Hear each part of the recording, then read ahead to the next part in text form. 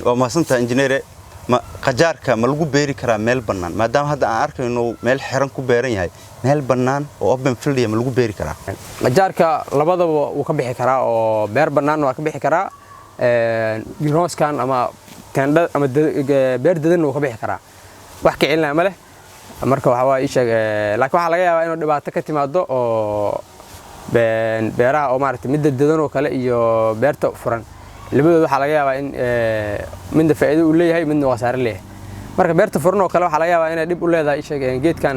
waxa u daran oo aan sheegin waxa waa isha wax liya forestiga Soomaaliya waa lagu arkaa marka qaar waxa waa isha ama ciyaamada marka banaanka geedka marka baxayo kale ciyaamadaas kale ku daado geedkii fayl roo noqonaa waxa waa isha caleemihiisa baad ka karaan sidoo kale geedkan markii laga hadlayo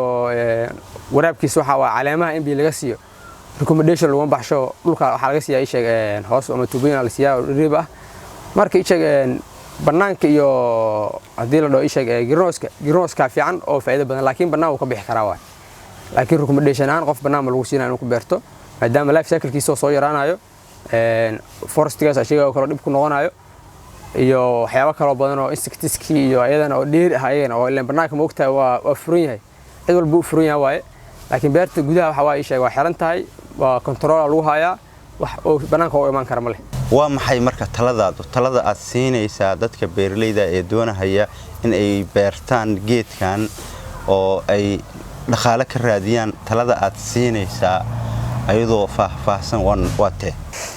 talada ugu dambayso aan bixinayo waxay tahay oo ku saabsan geedkan qajaarka oo hadda aan beeran oo ama oo beertan hadii ugu yaalo oo dadka kula talana waxay tahay qof aan ka celinayo horta ma loo aan dhahayo beeran ma loo waxa waa geed aad u fiican waaye saa hor u soo sheegan waxa waa isha nowadays maalmahan dambe waxa jira waxa loo yaqaan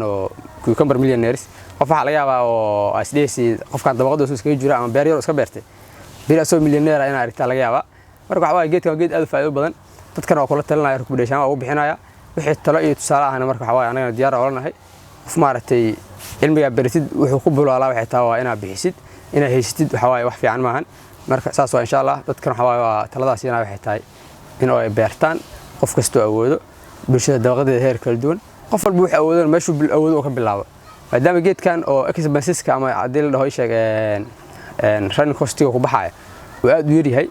faa'iidada ka helaysidna aad u badan tahay waxa la qiimeeyaa waxay tahay inputka oo ka galay haduu aad u yar yahay oo faa'iidada aad u badan tahay marka mar walba waxa way ku dhiiranay oo soo kabasho sameyn kartaa ilaa input yar ka gala marka hore saas waa marka waxa way dadka kula talinaa 100% ka faa'iideystaan bulshada Soomaaliyeed qeybadeeda kala duwan insha Allah